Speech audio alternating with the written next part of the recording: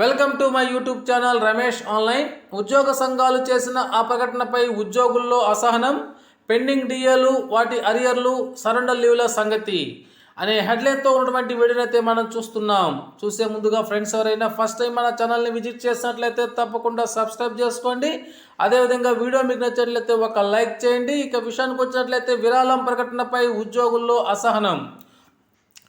వరద బాధితులను ఆదుకునేందుకు ఒకరోజు మూల వేతనాన్ని విరాళంగా ఇస్తామంటూ ప్రభుత్వ ఉద్యోగ సంఘాల జేఏసీలు పోటీ పడి ప్రకటించడంపై ఉద్యోగులు తీవ్ర ఆగ్రహం వ్యక్తం చేస్తున్నారు. ఉద్యోగ సంఘాల తీరును ఉద్యోగులు సోషల్ మీడియా వేదికగా ఎండగట్టారు. బహిరంగంగా తమ అసంతృప్తిని వెళ్ళగక్కారు. బహిరంగంగానే అసంతృప్తిని వ్యక్తం చేసిన ఉద్యోగులు ఎవరిని అడిగి వరద సాయం ప్రకటించారంటూ ఫైర్. పెండింగ్ డిఏలు, వాటి అరియర్లు, సరెండర్ లీవ్ల సంగతి ఏంటనే ప్రశ్న. సోషల్ మీడియాలో ఉద్యోగ సంఘాలపై ఆగ్రహం.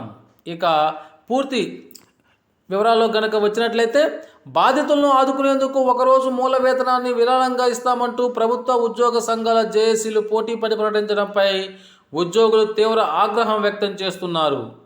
ఉద్యోగ సంఘాల తీరును ఉద్యోగులు సోషల్ మీడియా వేదికగా ఎండగట్టారు.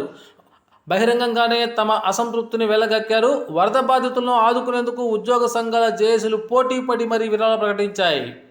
ఒక జేఏసీ 130 కోట్లు, మరో జేఏసీ 100 కోట్లు విరాళం ఇస్తామంటూ ముఖ్యమంత్రికి, సీఎస్కు అంగీకార పత్రాలు అందజేశాయి. దీనిని కొంతమంది ఉద్యోగులు, ఉపాధ్యాయులు తప్పుపడుతున్నారు. తమను సంప్రదించకుండా, అభిప్రాయం సేకరించకుండా ఇలా ఏకపక్షంగా ఎలా ప్రకటన చేస్తారని సోషల్ మీడియాలో ఫైర్ అయ్యారు.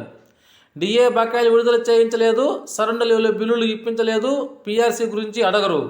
కానీ ఎవరు అడిగారని ఒకరోజు వేతనం ఇస్తామని ఒప్పుకున్నారని మండిపడ్డారు.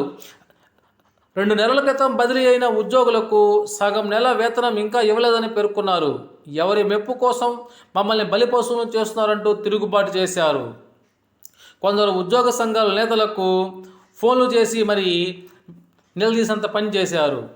సహాయం అనేది వ్యక్తిగతమని, ఎంత ఇవ్వాలని చెప్పడానికి ఎవరికీ హక్కు లేదని స్పష్టం చేశారు.